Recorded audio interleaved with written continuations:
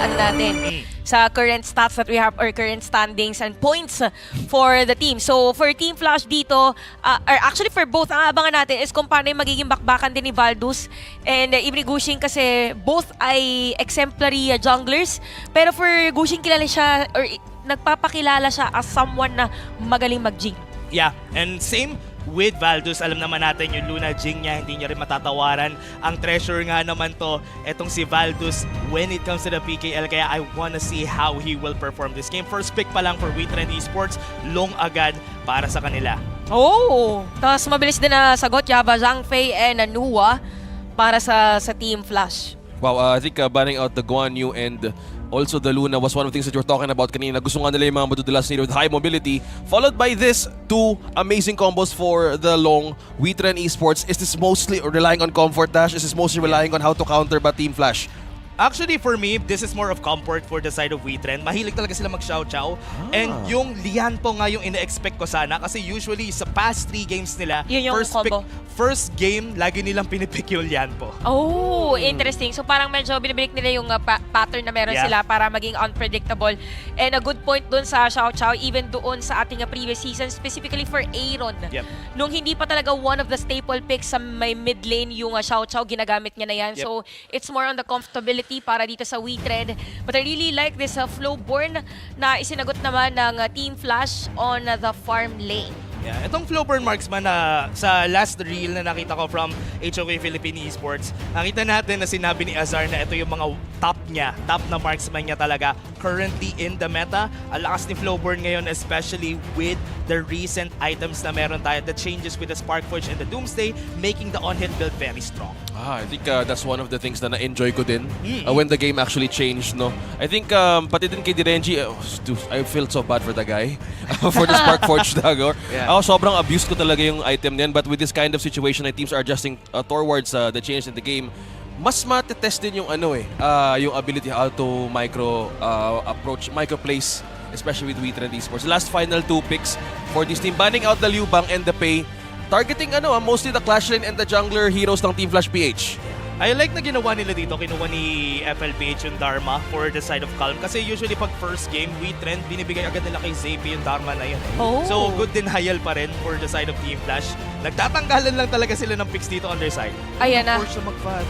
Okay, so yung Fati dito, I think medyo early din for WETRND kasi normally pinipik nila yung third game. Or pag sa medyo padulo na, pero one of the picks naman tayo, signature picks ni ZP na if anything else fails, talaga mag-stand out siya with this. Yeah, and surprisingly, no, itong Fatty na to, di pa natin nakikita this season nakita na natin siya last season from ZP, pero this is the first time na nilabas niya to this season, yung Fatty niya. Wow, it could be something else for Flash Page. Again, in predictions, the odds are against WETRND ESPORTS. Only 2 is still believing on this one kasi week 3 na nga. But for this Yao, napareha ka doon, Dash, for Team Flash last final pick. Do they want to proc something out sa ganitong klaseng lineup na meron ng WETRND ESPORTS with the toolkit of Yao? Really surprised about this Yao pick kasi first time rin nagamitin ni Gushing to for now, itong Yao na pick niya na to kasi we haven't seen this most of the time. Nakikita lang natin to sa mga teams na may specialty. For example, Boom Esports kay Miggy. Yep. Pero this time, Gushing pulls it out in this game. Tapos game number 1 pa. So maybe this could set things up.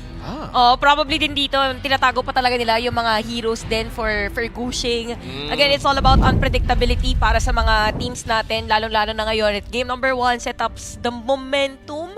And kung may tendency man na umabot ng 5 games, at least, hindi mo pa na-open lahat ng mga hero. I mean, Binanggit niya na agad yung 5 games. I'm always open to the idea of having 5 games.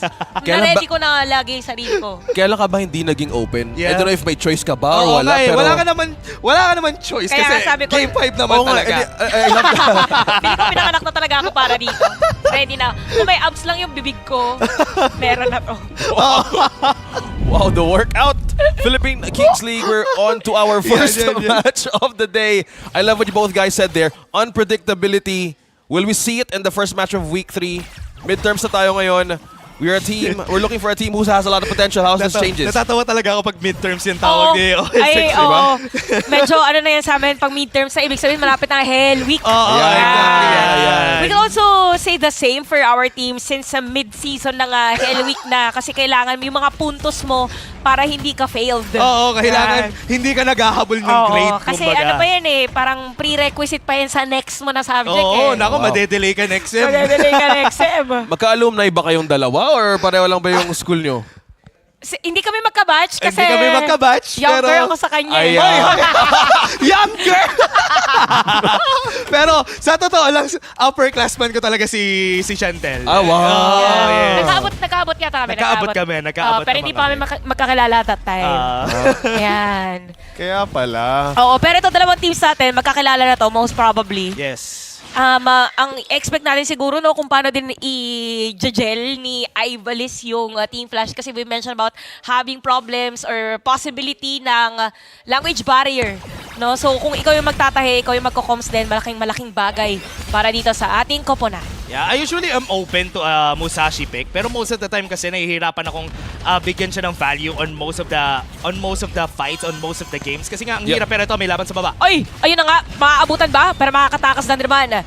Dito ang Lapu-Lapu. So naabangan lang din naman nila pero mabilis yung possible na rotation from Team Flash dito sa ating laban. Ready lang din pero there's the discipline. Well, speaking of rotation, this is what you expect with this kind of lineup dash, no? You're level 1, level 2 na meron kang ganitong klaseng composition, puro poke talaga, make them react. Pero some sort of thing that we see from WETRND is they're not really committing. As Chantal said, discipline is being spoken through this kind of attempts. Pero I think one thing at a time, dapat kailangan mo ding i-hold yung mga positions mo when FLPH is trying to do a gank like that. The only reason why it failed talaga is because wala pa silang level 4 on Ivalice. Kasi kung level 4 na si Ivalice, pwede na sila talaga mag-start ng fight. Kasi during that time, yung Celestial lang nila yung nagsimula ng laban. Pero at this point, we should know that mabilis talaga mag-clear ang isang Yao. So we will be expecting the Yao to be the tempo maker sa game natin. Sobrang magiging proactive pagdating sa mapa na lahat ng mga pwesto pupunta talaga. And gusto ko lang sabihin, no, para kay Ismora napakatapang na bata. Imagine daw nasa harap niya kanina. Yeah. Pero malalim siya for a farm lane para mag-clear ng minion wave. And surprisingly, ay medyo mabagal ang trajectory ng laban. Okay lang. Trajectory ng laban natin. Wala pa. Mamaya pa yan Hindi, pero diba normally para nasanay na tayo mga 1 minute and 40 seconds para nagkakaroon na ng first blood. But this time, it's different. I think I love what you're putting. The word different, it's giving discipline. Yes. It's giving like, ayoko mo commit na ganito mistake ulit. Yes. It's giving Calm. K5. It's giving calm. It's giving calm. It's giving... Ayan. Player kasi si... Oy! Ayan na. Wala na pala. Oo, first blood para kay Kuya Aaron of WETRND. Nagkasalubungan at saktong-sakto si Kuya Katsu pa yung kanya nahuli doon. So, no emergence from FLPH. Probably slow push lang ulit. Nice positioning on Aaron, no? Nandun sa single pixel brush na meron tayo dun sa river. Doon niya nakita si Katsu. And pag may nakikita ka naglalakad na Nuwa, andaling patayin yan. Hindi nga nakapag-flash Kaya nga tume-teleport yung Nuwa kasi ayaw niya na naglalakad Pero wait lang Tyrant natin, kalahati na yung buhay. Nakara na Box. Kanya-kanya set pero wala yata tatamaan parehas. Gushing with a Tyrant take, tas diretso team fight. Wala na buhay doon pero Gushing is gonna be down. Ginamit na rin yung Meteor Storm. Habang doon sa may badalikod, dumating na yung Nuwa, makakakuha pa nga ng kill. And look at Ismora, sinong target niya? Maaabutan niya pa rin si Ivalis. Saktong-sakto. That's gonna be a kill para sa kanya. Pero mga box-box Kingsi! Ay! Hindi ka na! Pero makakatakas lang. Oy! Baka malang! Panakot daga! Pero hindi nag-react. Alam niya meron trap. Alam meron trap. Alam niya may trap. May malagkit na trap. Malagkit Kinabahan din ako dun sa fight na yun kasi sa nangyari na yun, nakaposition talaga yung members ng WETRND on that fight. Pero what happened is si Gushing na steal niya pa rin yung Tyrant out of the ultimate from Ivalice. So, nice communication coming in from FLPH. Paano kaya sinabi ni Gushing, no? Me yan. Look at me. Ay, wag yan. Ult. Yun lang sabi niya. Pero ibig sabihin kasi niya, ganun ka-confident din yung mga players sa FLPH na as long as they give clear vision para dito kay Gushing. Yeah, just to add trivia, no? Ang maganda dito, no, for Ivalice. Kasi dati pa naman talagang leadership role yung kinukuha lagi ni Ivalice and nag-mid lane siya sa last team niya. Pero this time around na roamer siya, mas madaling mag-call ng mga plays Oh, at saka totoo yun. So malaking bagay talaga pag sanay ka na sa mga gano'n na leader ka, tapos nasa gitna ka, ikaw yung magsiset up. It's either ikaw magsiset up, ikaw yung burst damage. So ibig sabihin, it's all about making tempos. May kita natin nung nagkaroon ng teleport doon sa may bandang ibaba. So panakot lang ulit para dito sa side ng WETRND, pero masisira pa rin ng FLPH yung Torre doon sa ibaba. Yeah, still nice kasi at least now na-equalize nila yung parang disadvantage when it comes to the tower in the bot lane. This time naman, kailangan nila mag-rotate back to the mid lane and top lane kasi doon manggagaling yung next fights natin on these places. Ito na! Oo. Oy, wait lang. Si Izmora. Iba talaga si Izmora. Isipin mo, hinaharapan niya talaga pero may flash kick para doon kay Cam!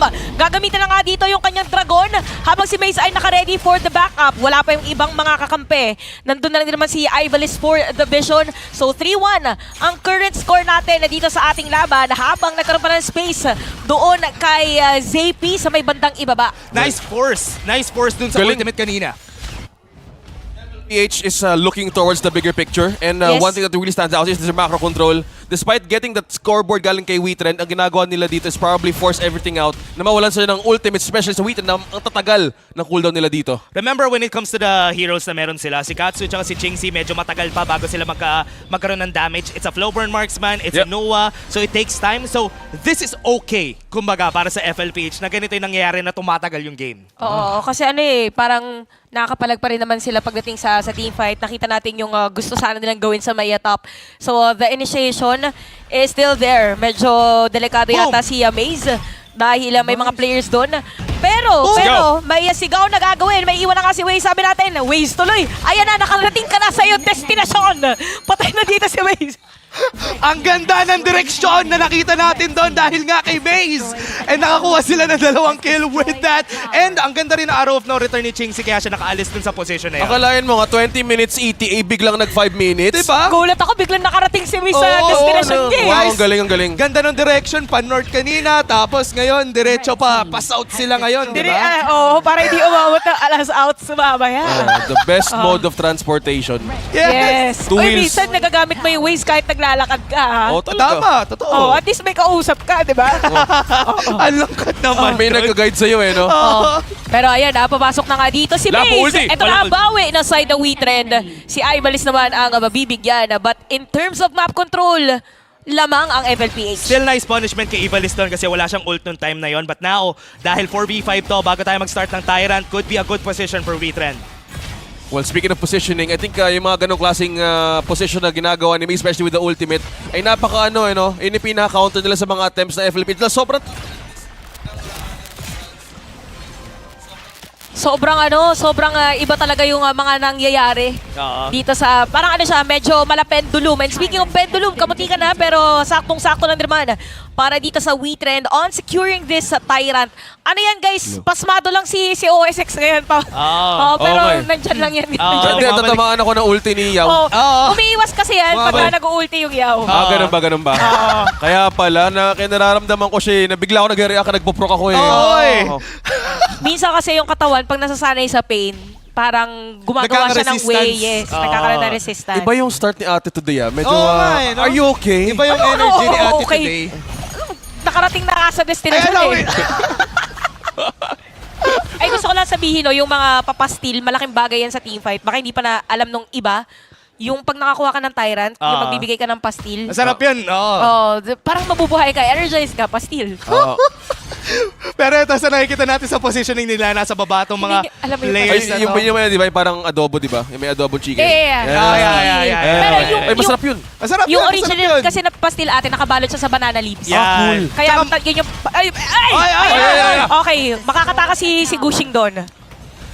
Oy, pero threat lang. Naganda lang. Pinareact lang. Oy, pero yung ganito mechanic HOK nangyari ito last year. I think in one of the global launches na ginamit itong mechanic. At since nawala nga yung spriteling, isa ako sa mga nag-petition na ibalik yung, yung spriteling ng mga first generation. Yung una. Yung may pera, yung may burn the flame, burning baby, burn baby. Burn baby burn. Yung Burn baby burn, yung mga stocks ganun. Pero ito kasi parang si Chris, bro. Neo ba yun? Si Neo, Asher? nga pala. Truth Mantra. Sige! Taas pa na nga si Valpes dito. Perfect timing para sa FLPH. Mga lahat din yung buhay ni Maze. So for FLPH ngayon, napaganda for them. Wala si Valdo. Sinisimulan nila ngayon yung Tyrant. And I don't think magko-contest yung WETRND. And successfully, masasecure nila yung objective na yan. Another nice combo from Calm and Evalis. Kanina pa yung mga sets nitong dalawa na to ang nagiging rason kung bakit sila nananalo. Pero dahil nga walang ult ngayon si Evalis, ito yung time lagi ng trend na makalaban pabalik. Alam mo, for FLPH, sobrang laking bagay nung hero ni Katsu. Hirap wait lang, mapipilitan dito gamitin yung infinite vastness and going back no kay Katsu. Talagang grabe yung mga binibigay niya dito na crowd control for the team. And speaking of crowd control, ginamit ang Raging Sea. Mga lahat yung buhay dito. Meron pang knock-up. Gushing is gonna be there to secure the kill. Pero may bawi lang naman under the tower. Makakatakas pa rin si Gushing, but it's gonna be Valdos as the casualty para sa team fight na yon. Medyo struggle yung lineup na to. Hindi makuha na maganda setup si Maze. Despite all the frontline box na ginawa ng FLPH, as you said, Mr. 100% dash. Tumagal na yung laban, mataas na yung mga poke, so ang hirap na pumwesto ng ng mga kunat ng WETRND ngayon. Stronger the damage coming in from FLPH. Pwede na yata nila mabasag itong mid lane. Kahit walang minions, okay lang. Kaya na range. And speaking of damage, I don't think na ganun pa kataas yung damage dito ni Aaron. Na dapat less. Hindi, nabuild naman niya yung Hogwarts sa Kappa. Si Sabat Srap. Ano na siya ngayon? Nasa Gryffindor. So may sorting, may sorting May sorting hat na siya. Okay, nag-defensive siya na Yeah, Ardent. Nag-Ardent. Nagulat nga rin ako. Kala ko magsi-Splendor kasi siya Pero okay lang rin naman yung Ardent Dominator right now dahil nga hindi naman kailangan mag-stay ng matagal dun sa mga laban natin. So, for now, sa nakikita natin dito sa game natin, nag-turn around siya at the 8-minute mark ng second objective natin na kahit may Tyrant ang WETRND, lamang pa rin yung FLPH in the end. And this time, kailangan nilang makahanap ng magandang laban sa kanila. Pero kasi problema, even with it set up, ayan na! Flash in para dito kay Calm. Sakto na patay pa si Izmora. Meron nakapara sa kanila and napakagandang inverted outburst. Para ito kay Ivalis, tuloy-tuloy. Ang kanilang pag-poke na gagawin. 2 players down sa side ng WETRND at mukhang madadagdagan pa nga. Make it 3 dahil ito na ang FLPH. Meron pang bit-bit na minion wave. Manedepensahan pa rin ni ZP. Manedepensahan pa ni Baze. Dahil kasama na rin dito si Calm para tapusin ang laban. Pero unti-unti manedepensahan. Makakahinga pa ang WETRND dito sa ating laban. Dalawang wave na meron FLPH dito makapag-defend pa ba ang WETRND. Sinusubukan ni Hold. May nakap sa likod. May follow-up pa. In-hold pa rin. Dumadepensa pa rin ngayon ng WETRND pero lumalaban pa rin si Evalis. Lumalaban pa rin sila pero lahat ng mga lanes ay merong pressure. And look at Calm. Look at the tower lock. And FLPH ang mananalo sa ating game number 1. Prior for the destruction of the base, napakaganda ng naging sequence doon ng Flash. Walang nakalusot na safe space from WETRND in defending that base. Yeah, and yun na nga, last wave yung nakita natin doon sa kanila. And they wanted to go for the... Hindi kasi wala silang wave clear with the last two na natira sa kanila. It's a Lapu-Lapu, it's a Fati na natira, kaya wala talaga silang wave clear. It was 5 seconds before Izmora came in, pero dumating agad yung wave. Tsaka dito, parang sa side ng FLPH, yung mga timers sila, sabi mo diba parang around the 8 minutes. Tapos after no, dinire-diretso na lang nila, nahirapan na agad dito yung WETRND. And it came to a point na yung damage nga na supposedly burst AOE damage for WETRND wasn't really that present sa mga teamfights. Kaya parang wala silang counter damage na alis muna ako, sakit. Walang ganun factor. I think from what you're saying, parang lahat na force sa kanila, walang nakakapwesto ng maayos. Ang gulo kasi ng follow-up ng Team Flash kasi even though you wanna wait them to make the ultimate first, parang may mga nakatago pa silang way of countering out. I think best example would be the ultimate from Ivalis na medyo mahaba na yung team fights. I think mga 3 seconds na yun. 2 to 3 seconds na yun na nag-start yung team fight. Tapos meron pa palang big skill na bit-bit or na itatago. Yeah. Nakita ko, ang maganda yung idea nung composition rin ng WETRND sa nakita natin na yun. Ang problema lang talaga na check sila dun sa last 2 picks nila. The Musashi and the Fati pick. Kasi with those 2 picks, yung composition nila medyo nag-drift away from what they wanted to do in the first place. Kaya nahirapan sila. They want to keep everybody away with the Xiao Xiao and the Long. Pero hindi nila magagawa yun if you have a Fati and Musashi na kailangan lumapit.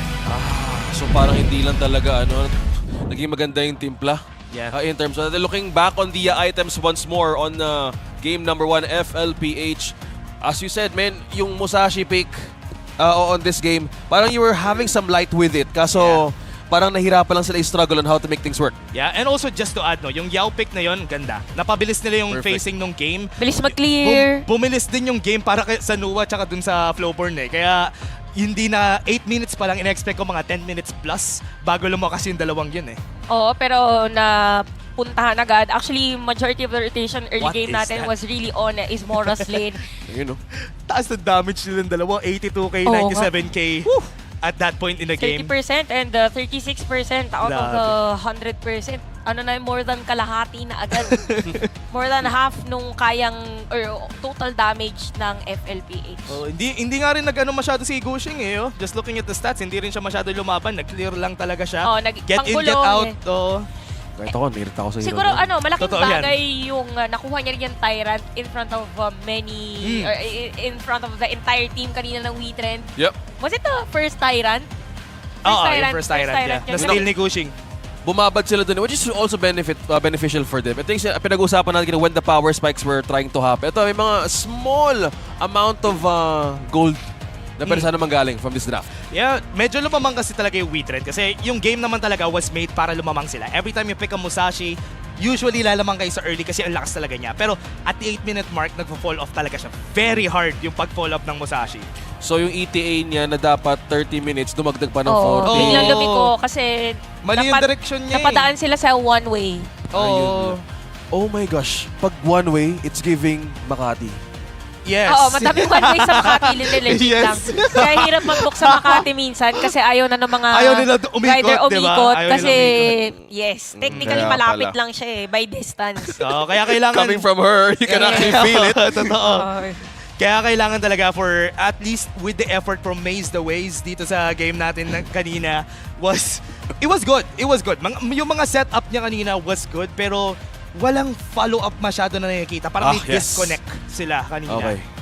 Well, sabi mo nga, that lineup was made to go distance with micro and mid-macro play. Yep. Kaso hindi lang talaga nila na-pull off or na-plancho na maayos. Again, there's so much poke. Napareact ni FLPH lahat ng pwede nilang gawin with their life that was a beautiful last pick. Yep. At kung paano nila na-place yun perfectly with WETRND. Feeling ko nagulo din yung on how will they place things. Kung nagkakaroon ng mga bawian.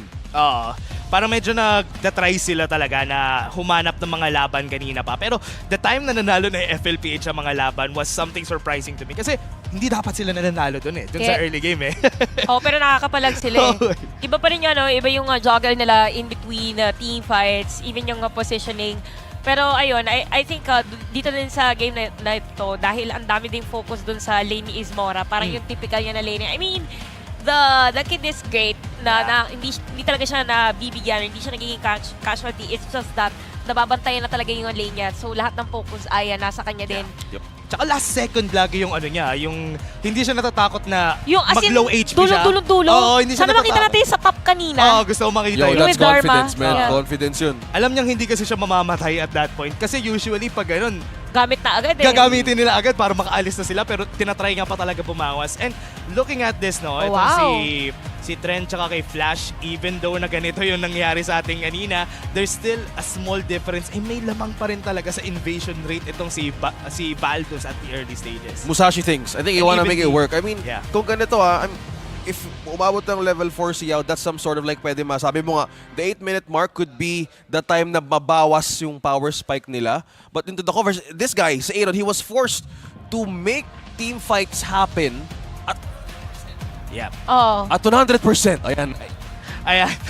Oh, sabi sa inyo, Oo. ito na naman. Giniginaw si O6. Oo nga pala, 100%. Yan, may 100%. 100%, di ba? Oo. Well, sabi kasi ipakita mo na ang 100%. Siyentong lakas, yes. Oo nga pala. Pero looking at the stats dito kay Chingsi, no, sobrang lamang niya sa lahat. Yeah. Sobra. I mean, in terms of damage, kahit din dun sa gold per minute, and yun yung sinabi natin na natutukan din kasi talaga yung lane ni Chingsi. Kahit hindi man nagkaroon talaga ng team fights na may kills, pero yung idea ba na laging napupush back din si Ismora, mas nabahayan din siya eh.